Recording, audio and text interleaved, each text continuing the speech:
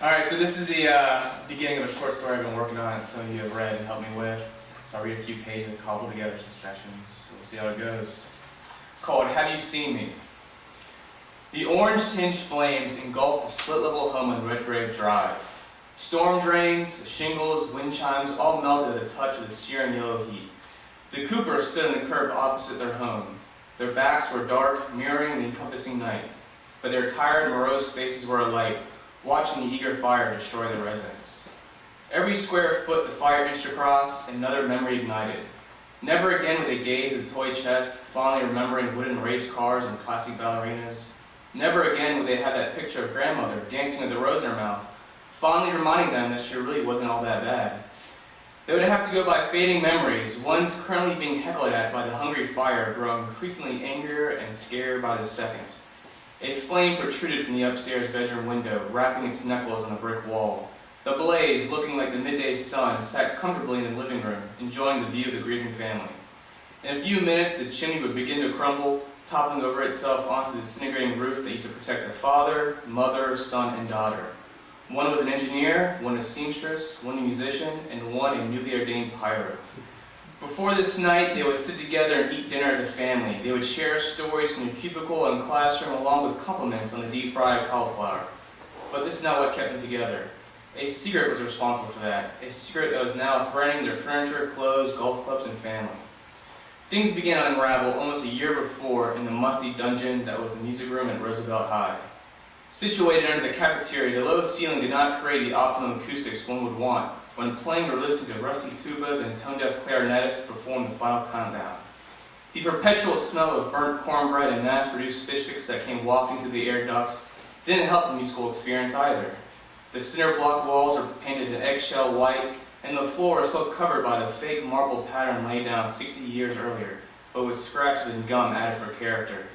The ceiling panels looked as if they had coffee stains on them, with material that bit by bit crumbled away like styrofoam on top of the student's hair every time a lunch lady stomped her foot at a joke. It was while noticing these fake, subtle snowflakes that John, the son, grew tired of playing the same tired songs. He wanted something different, like actual snow falling in their Columbia, South Carolina neighborhood. With this thought, John embraced his guitar, cleared his throat, and powered his way into Black Sabbath's Iron Man. The opening chord served as an alarm clock awakening the students from the post-lunch slumber.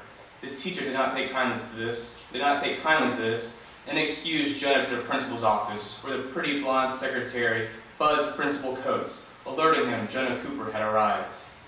Jesus Christ, again? Sir, the secretary said, you're still pressing the button. And so Mrs. Cooper put down her sewing kit in the spare bedroom and drove her Chevy Caprice wagon to school for the umpteenth time.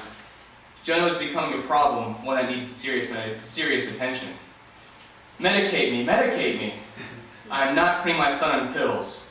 Maybe Jonah's right, Mrs. Cooper. He's very talented, but he lacks focus. All my friends are on prescriptions. Most children here are on medication for ADD, Mrs. Cooper.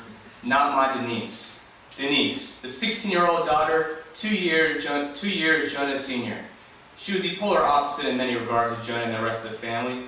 Quiet, insightful, with a head of flowing red hair, Denise could now add one more difference to the list. She was the only Cooper still registered at Roosevelt High.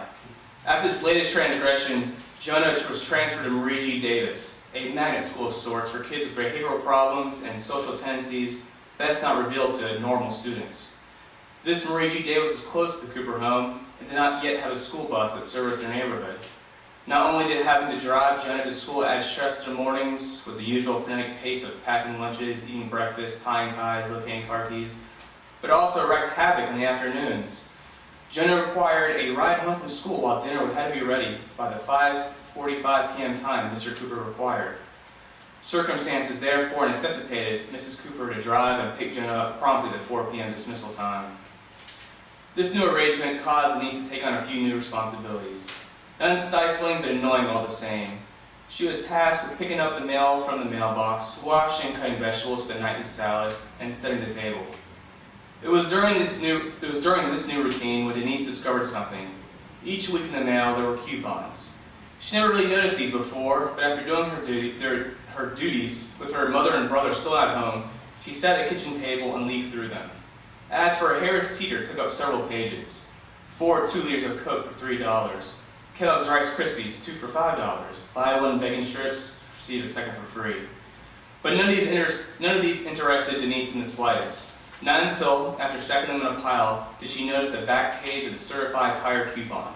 In the corner, next to the address stamp that listed the Cooper residence, in an orange rectangle with the words, "Date missing, 3/25/04, have you seen me?" Next to this title was a photo of a white girl with light brown hair, bangs hanging straight across her forehead, right above her eyebrows. Her nose and lips looked weirdly altered, almost Joker-like, smiling awkwardly at the camera. Beneath the photo was the sentence, "Photo age progressed to 8 years." Under this were her vitals. Name, Adriana Wicks. From, Cross Plains, Tennessee. Date of birth, 1/14/02. Sex, female, age 8, hair brown, eyes blue. Height at age 2, 2 feet. Weight at age 2, 25 pounds. Denise could not take her eyes off this photo. Who was this girl and where did she go? Could she, right this minute, be looking at this photo realizing she was missing? Did she even know someone is out there searching for her? In that moment, Denise realized just how big the world was. How once you stepped out of your band room or office cubicle, you could get lost without even meaning to. She reached into the wooden drawer below the microwave and pulled out the scissors. Careful not to slice into Adriana's age-progressed second-grade class portrait, Denise cut out the photo along with her information. Starting that next Tuesday, the day the next set of coupons arrived, Denise read and cut out the missing children's reports. Complete with photos and stats, these little clippings became almost like bizarro baseball cards to her. Over several months, she collected these cards and sorted them in chronological order of disappearance in a binder, much the same her father did at the '69 Mets. The constant reshuffling of missing children every Tuesday afternoon didn't bother Denise. It was a way for her to constantly reconnect with them. She had black children, white children, Hispanics, Asians. Everyone was represented. It wasn't a race problem, child theory, but as far as she could tell, a universal one. All this was done without the knowledge of her parents, who were too busy with an unruly teenager they refused to medicate and mounting bills every household encounters. Besides, when a parent sees a space missing in an ad booklet, they assume a coupon was once there, not a "have you seen me" cry for help. That's it.